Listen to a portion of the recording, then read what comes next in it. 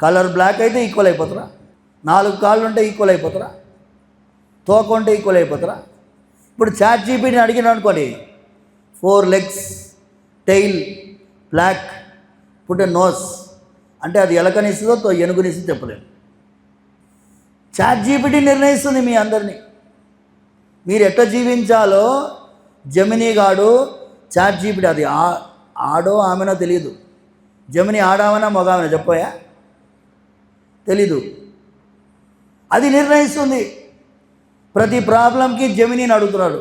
My problem is what should I. Advertisement వేస్తున్నాడయా. నేను సమోసా దుకాణం పెట్టాలనుకుంటున్నా, ఏం పెట్టాలి? జీపీఎస్ తీసుకొని నేను దమ్ముగా ఛాలెంజ్ చేస్తున్నా మీ అందరికీ. జీపీఎస్ వాడి అత్తాపూర్ సందులో కరెక్ట్ ఇంటికి పోండిరా మీరు. మీ వల్ల అవుతుందా? ఛాలెంజ్ చేస్తున్నా. పోలేము. Turn right, turn left, turn right, turn left ఇక్కడ తిప్పుతుంది. నేను ఒక సమావేశానికి వెళ్ళిన అత్తాపూర్ సందులో నేను 4 ఏళ్ల ముందు వాళ్ళు ఏదో ఒక ఫ్లాట్ కాంప్లెక్స్లో సాయంత్రం పూట ఏదో వినాయక చవితి దానికి పిలిచినారు.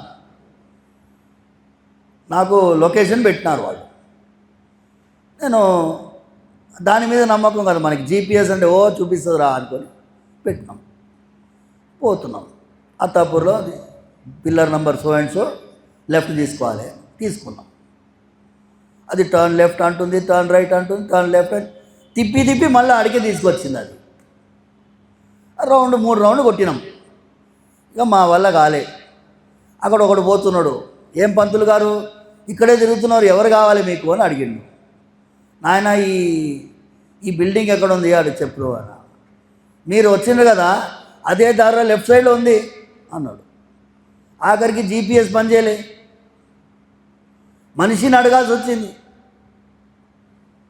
మన దగ్గర ఉండే పెద్ద జీపీఎస్ఏ వెంకటేశ్వర స్వామి, ఆ శ్రీకృష్ణ పరమాత్మ. ఆయన మనకి దారి చూపించడానికే ఇక్కడ చిలుకూరులోంచి నన్ను ఇక్కడ పంపించినాడు. ఈ దారి మనది ఔటర్ రింగ్ రోడ్.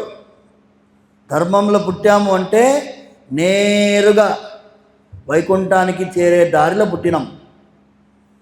దీన్ని వదిలేసి ఔటర్ రింగ్ రోడ్లో స్పీడ్ బ్రేకర్ ఉండదు. ఉంటుందాయా? 120 స్పీడ్లో పోవచ్చు, స్ట్రైట్గా పోతూనే ఉండొచ్చు మనం.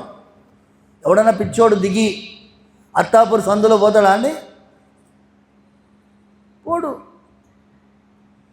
కానీ కొంతమంది పోతున్నారు, మతం మారినోళ్ళు, తెలియనోళ్ళు. వాళ్ళని సరి అయిన దారికి తీసుకోవాల్సిన బాధ్యత కూడా మన పైన ఆ స్వామి పెట్టాడు.